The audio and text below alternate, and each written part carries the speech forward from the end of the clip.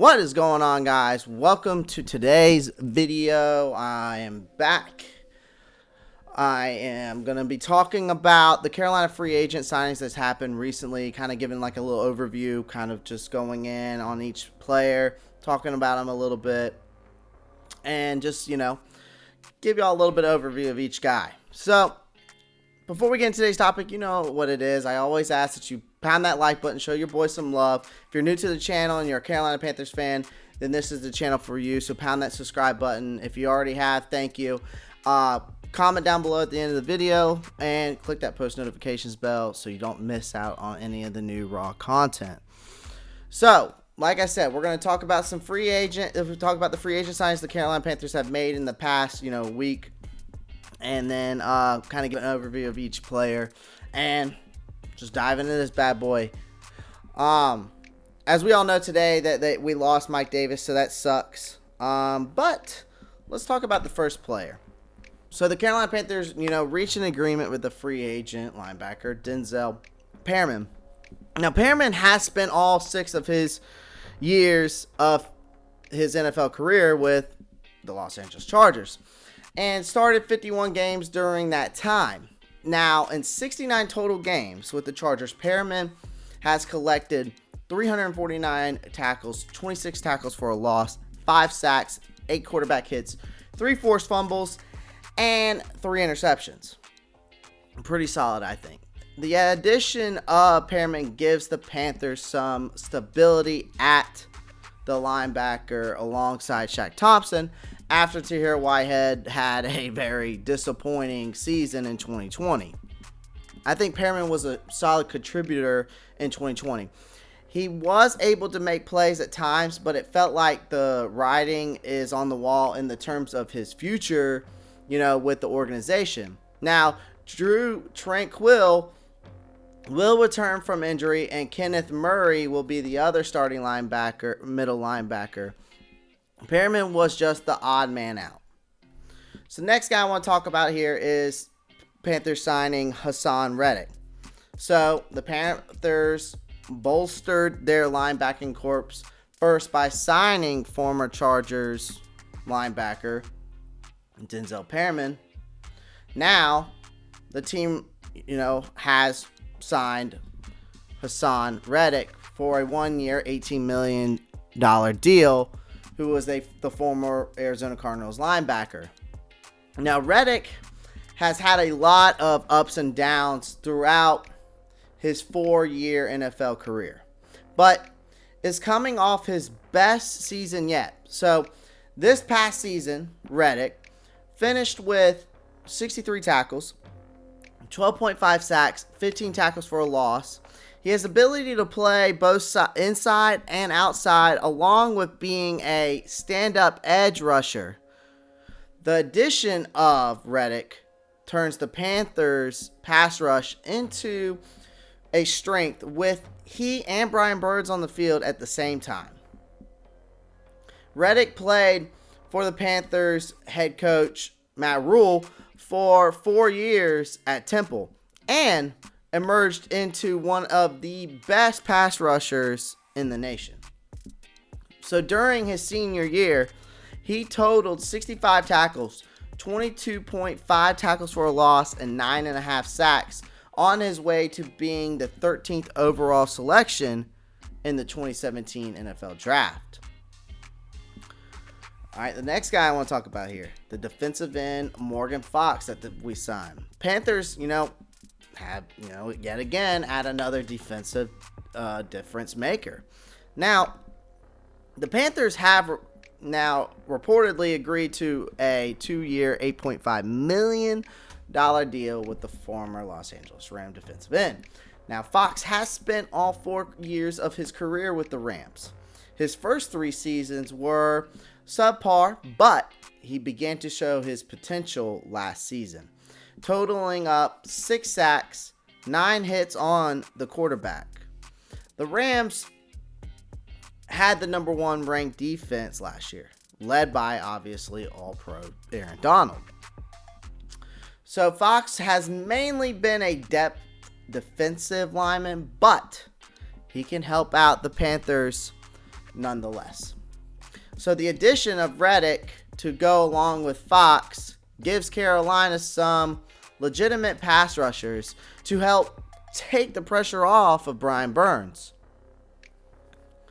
So over the past 3 years, Fox has not missed a game due to injury. So this is a great attribute to have in a defensive lineman added for depth. He will be used heavily in the third and long situations. So plan on looking out for that. The Panthers, I think now, though, have all of a sudden have some quality players, I think, that can get after opposing quarterbacks. So this will help them tremendously as they try to fight their way through the tough NFC South Division in 2021. So next guy, we're going to talk about this corner, Rashaan Melvin. So we signed him to a 1-year deal. Now Rashaan Melvin has been all over the league. While this may hint at the idea that the 31-year-old isn't too great at his position, it should be noted that teams keep signing him because of his reliability. Now, Melvin signed with the Jaguars last year, but he opted out of the 2020 season. He played in 13 games for the Lions in 2019, and he started in 12 of them. He recorded 68 combined tackles and 11 pass deflections in those 13 games. So Melvin will be adding a much needed veteran presence to the Panthers secondary, especially since the fact that Trey Boston is no longer on the roster. It will be interesting to see how well he plays under this 1-year deal, because his opportunity could potentially be one of his last chances to perform in the NFL. All right, next signing I want to talk about here is the wide receiver David Moore out of Seattle. As we all know, with Curtis Samuel leaving Carolina in free agency by signing with the Washington football team, the Panthers needed to add to the receiver room. Now, the Panthers agreed to a 2-year deal with the former Seattle Seahawks wide receiver, as we were talking about, David Moore. Now, General Manager Scott Fitterer knows Moore extremely well.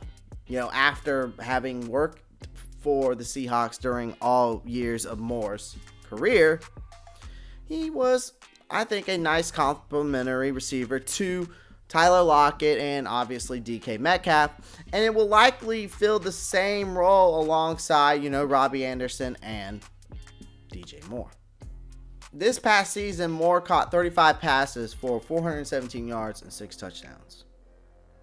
All right, next signing I want to talk about here is the tight end Dan Arnold. Now, the Panthers desperately needed to, I think, address the tight end position this offseason. After a year where the tight ends were virtually a non-factor in the passing game. So, earlier in the week, Chris Manhertz signed with the Jacksonville Jaguars and making the tight end spot an even bigger need. So free agent tight end Dan Arnold and the Panthers have agreed, obviously, to a 2-year deal for $6 million.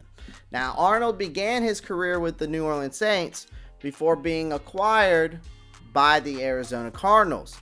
He provides depth at the tight end position, but is not going to be the number one guy, at least in my opinion.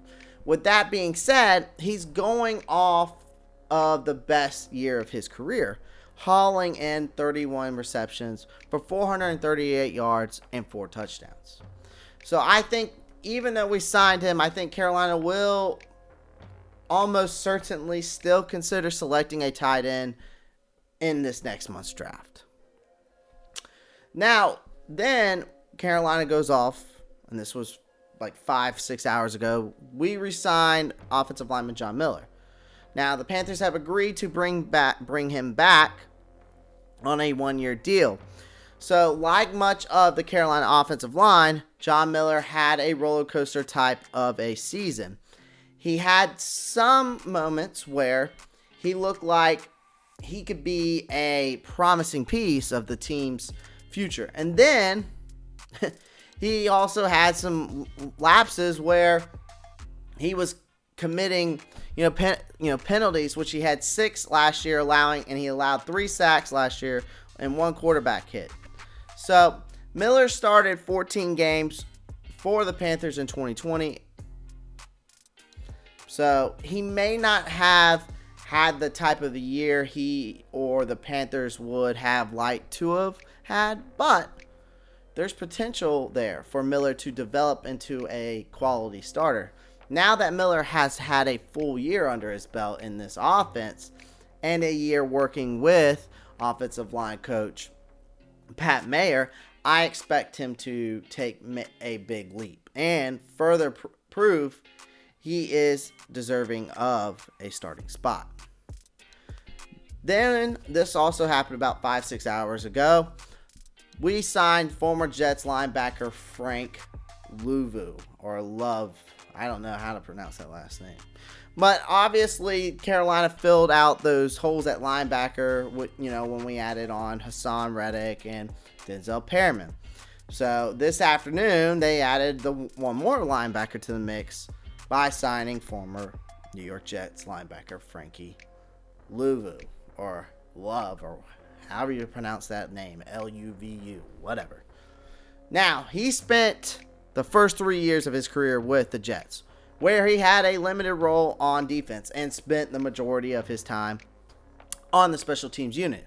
Now, statistically, his best year was a rookie when he finished with 22 tackles, 11 quarterback hits, 5 tackles for a loss, and 3 sacks.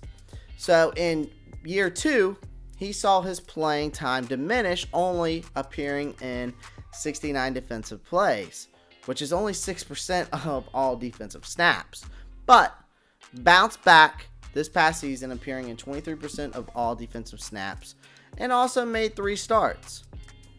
So I think he will likely mainly serve as a backup and compete for the 4th or 5th spot in the rotation.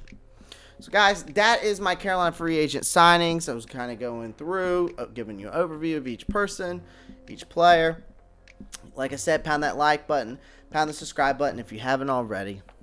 Comment down below, let me know what you think. Tell me know what you like of what we've signed. Tell me what you don't like. And click that post notifications bell because I'm going to have more stuff coming out. Probably going to do some more mock drafts before the draft comes up. And yeah, guys, Pantherologists, you know what to do. Keep pounding.